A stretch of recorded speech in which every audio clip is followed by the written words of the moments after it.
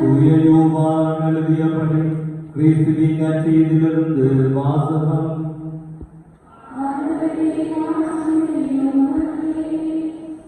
அதிகாரம் 9, திருவாக்கியங்கள் 1 முதல் 41 முடிய. அக்காலத்தில் இயேசு சென்று கொண்டிருந்த போது பிறவியிலே பார்வையற்ற ஒருவரை இயேசு கண்டார்.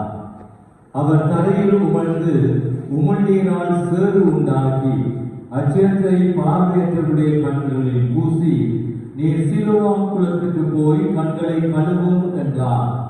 சிலோவாம் என்பதற்கு அனுப்பப்பட்டவர் என்பது பொருள். அவர் போய் கழுவி பார்வை பெற்று திரும்பி வந்தார். அக்கம் பக்கத்தாலும் அவர் பிச்சை எடுத்துக் கொண்டிருந்ததை முன்பு பார்த்திருந்தோரும், இங்கே அமர்ந்து பிச்சை எடுத்துக் கொண்டிருந்தவர் இவர் அல்லவா என்று பேசிக் கொண்டனர். சிலர் அவரே என்றனர். வேறு சிலர் அவரல்ல, அவரை போல இவருக்கு இருக்கின்றார் என்றனர்.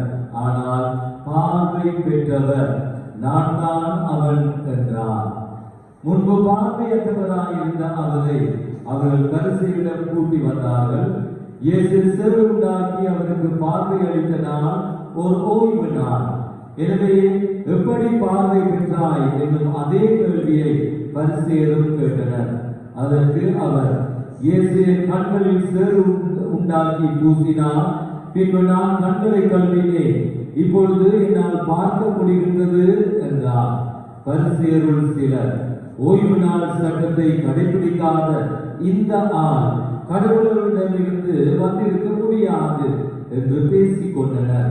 ஆனால் வேறு சிலர், பாவியான ஒரு மனிதரால் இத்தகைய அரும் அடையாளங்களை செய்ய இயலுமா என கேட்டனர். இவ்வாறு அவர்களிடையே பிளவு ஏற்பட்டது. அவர்கள் பார்வையற்றவரிடம், உனக்கு பார்வை அளித்த அந்த ஆளை குறித்து நீ என்ன சொல்கின்றாய் என்று மீண்டும் கேட்டனர். அவர் ஒரு இறைவாக்கினர் என்றார்.